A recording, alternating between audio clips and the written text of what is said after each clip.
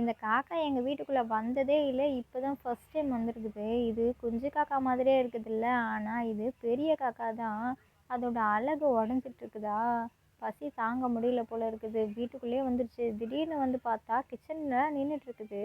டக்குன்னு பயந்துட்டேன். அதுக்கப்புறம் பார்த்தா காக்கான்னு தெரிஞ்ச உடனேயும் போயிட்டு காரா பூந்தி எடுத்துகிட்டு வந்து, அதுக்கு கொஞ்சம் ஈஸியாக இருக்கும்ல காரா பூந்தி சாப்பிட்றதுக்கு, ஏன்னா அழகும் உடஞ்சிருக்கேன்ட்டு அதை எடுத்துகிட்டு வந்து போட்டேன். பசியில் எவ்வளோ அழகாக சாப்பிடுது பார்த்தீங்களா? அதுக்கு இது ரொம்ப பிடிச்சிருக்குதுன்னு நினைக்கிறேன். நல்லா இருக்கு அதுக்கு.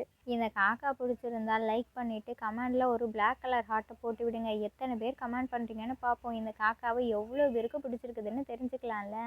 நிறைய காக்காங்க டெய்லியும் வரும். ஆனால் இந்த காக்கா ஏரியாவுக்கு புதுசு போல் இருக்குது. ஒரு 2 வாரமாக தான் பார்த்துட்ருக்குறோம்.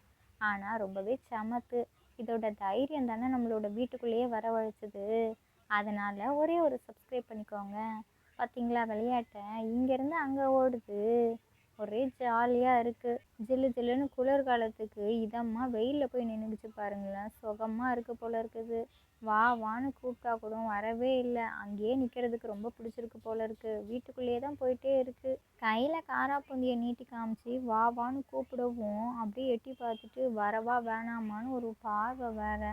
அதுக்கப்புறம் நமக்கு சோறு தாங்க முக்கியம் அப்படின்ட்டு கீழே இறங்கி வரும். அதுவும் என்னென்ன ஆக்டிங்கை போடுது பார்த்தீங்களா சாப்பிட்றதுக்கு.